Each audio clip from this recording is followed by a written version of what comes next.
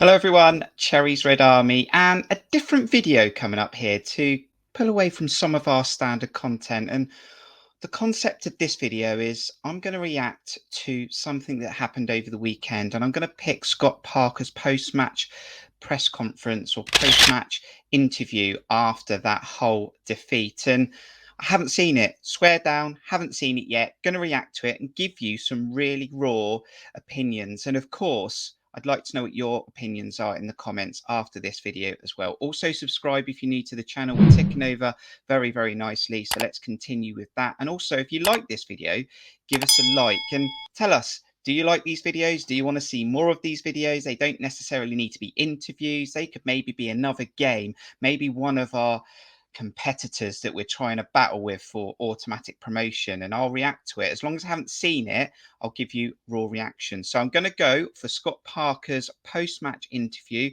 after Hull City 1, Bournemouth 0. And let's see what he's got to say. The actual description was Parker's thoughts on disappointing result or something like that. So yeah, should we do it? Scott, defeat at home to Hull. Just give us your assessment of that one after it. Yeah, bitterly disappointed. Second half, unacceptable on every level on our behalf. First half, played very well. Only criticism I have, we didn't execute or we didn't get ourselves in front. Second half is a total different contrast, and the second half is, like I said, is not acceptable for me. It shouldn't be, and it won't be acceptable for us as a team because. I mean, the first half for me, we did create chances, maybe 3 really good chances, but there at the stadium, it felt like we just didn't pin Hull back long enough. I've had some post-match thoughts, as you know, on the matchday vlog, and we didn't hit him for 8-10 minutes while the pressure was on. And we had those moments on another day, maybe we would have gone in 2-3-0 up, but we didn't. And I was really surprised that we didn't come out firing in the second half, especially when we went behind, and to not register a real chance 1-0 down at home as meant to be the dominant team was a bit of a surprise. We were nowhere near it second half, and when you perform like that, Parker, and you lose sight of the basics of the game and what's needed in certain moments, you can't win games, or you can win the odd game, but you can't win games, and that's the general feeling I have of the second half, really. Lots of chances in that first half there. What do you put sort of the difference down to between that first half and second half? I'm not too sure. First half, yeah, we was very good. The criticism I have is that obviously we didn't get our nose in front with some good chances. But this is a football match. What is 90 minutes long, and in the first half you don't score and go 1-0 up. It is what it is. That's fine. I understand that. But the second half, we just didn't turn up. We didn't turn up. We lacked energy. We lacked a desire. We didn't respect certain elements of the game, which is needed. And then you get on the end of one, and we come on the end of one there. I mean, for a manager to turn around and says he's not sure what didn't happen in the second half. Obviously, we've heard it from other managers at other clubs, and that always worries me when someone says, I'm not quite sure what happened. Maybe I need to go back and watch it again on Monday, some of them say when they watch matches back and review it. But lack of energy, yes, he's saying all the right things. He's clearly seeing what we saw. It's just worrying that if you're seeing that early on, that there is a lack of energy, and then we get hit with that sucker punch. Why is that energy not coming out, especially when you're putting fresh players on? And ultimately, it has to come from the manager and the coaching team, 100%.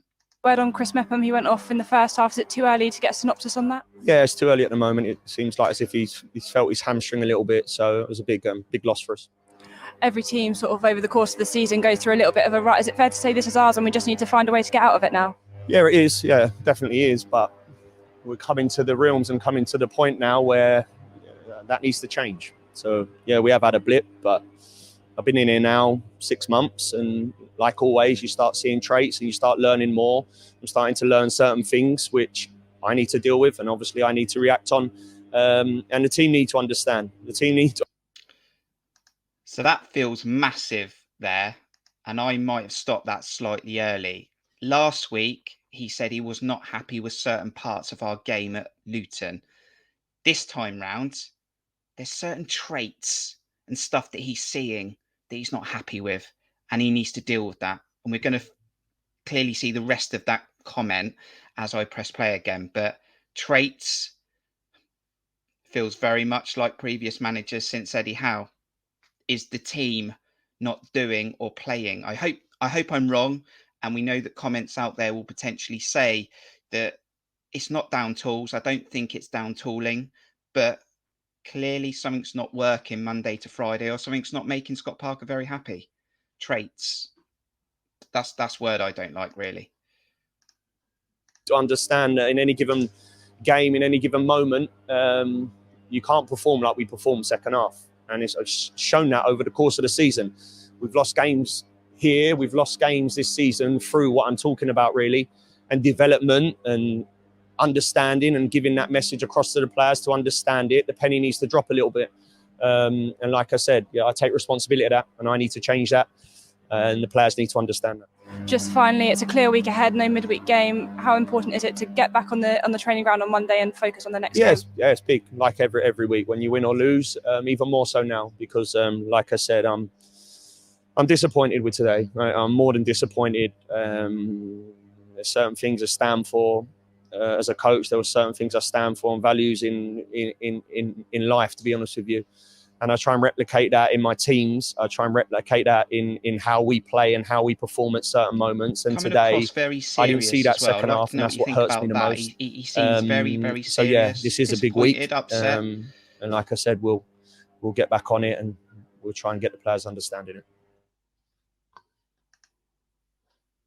Interesting stuff. And yeah, a couple of thoughts from me really is that he's disappointed. Is the message not getting across? So the players not buying into the message that he's trying to deliver? And that last part of that video for me felt very much like it was so really serious. And it is serious. We're in a position where we can do really well this season, probably exceed what the fans' expectations were before a ball was kicked.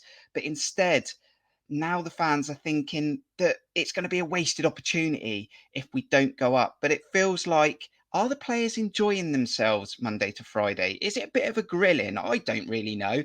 I'm guessing. But looking at that interview, yes, it's straight off the back of a 1-0 loss to Hull City at home, expected to win.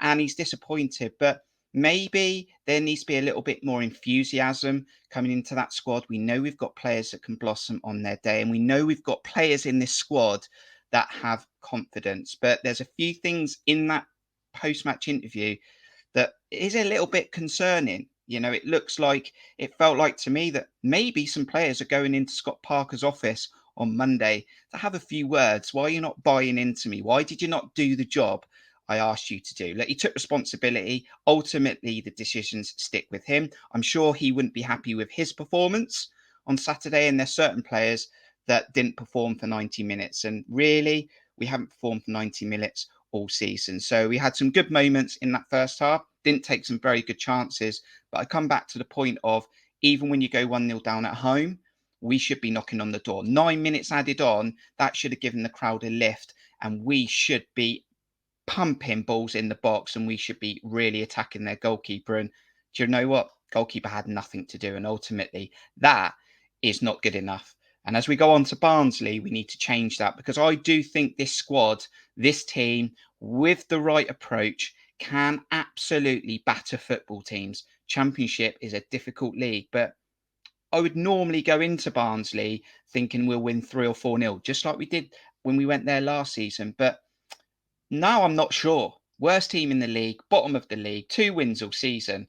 And I'm really not sure. And I'll be going there confident, positive, as we always do. But I wouldn't be surprised if we lost. And that's a worrying feeling that I've got inside me at the moment. Let me know what you think on this video. I'd like to get your thoughts when you saw that post-match interview. You probably saw it on social media after the game. Did you like this video? Does it work? I'll do more. Maybe not every week, but we'll chuck him in every now and again. Maybe we'll get some of the other team on here as well to do them, and we'll react to different things, whether it is an interview, whether it is a performance elsewhere in the Championship. We'll do it for you. But that is your first react on Cherries Red Army, and give it a like if you did like it, and we'll read some of your comments. But until the next video, we'll see you soon. Up the cherries.